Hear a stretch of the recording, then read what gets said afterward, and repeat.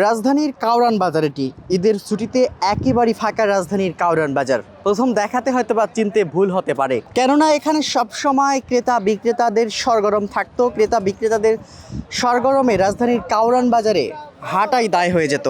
ঈদের ছুটিতে একেবারেই ফাঁকা রাজধানীর কাউরান বাজার। বিক্রেতাদের হাঁক ডাক নেই, ক্রেতাদের উপস্থিতি নেই। তবে বিক্রেতারা বলছেন ঈদের ছুটি আগামীকাল থেকে শেষ হলে কাউরান বাজার আবারও স্বরূপে ফিরে আসবে, আবারও ক্রেতা বিক্রেতাদের সরগরম হবে এবং আবারও এই জায়গাটিতে বেচাকেনা জমে উঠবে। তবে এখনকার চিত্র একেবারে আপনাদেরকে যদি দেখাই, পুরো কাউরান বাজার একেবারেই ফাঁকা, ক্রেতাদের উপস্থিতি নেই, বিক্রেতারাও কিন্তু হাঁক ডাক দিচ্ছেন না, ক্রেতা পাচ্ছেন না, এমন চিত্র কিন্তু রাজধানীর কাউরান বাজারে লক্ষ্য করা যাচ্ছে।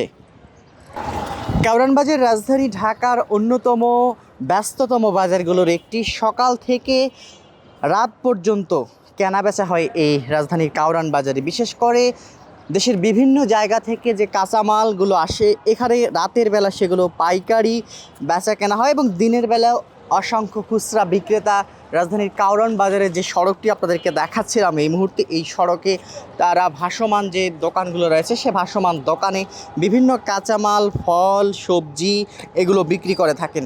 স্বাভাবিক সময়ে রাজধানীর কাউরান বাজারের ব্যস্ততা এতটাই থাকে যে স্বাভাবিক সময় এখানে আসলে হাঁটাচলা করাই দায় হয়ে ওঠে। ঈদের ছুটিতে রাজধানীবাসী গ্রামে ফেরার কারণে একেবারে জনশূন্য হয়ে পড়েছে জনবহুল এই বাজারটি।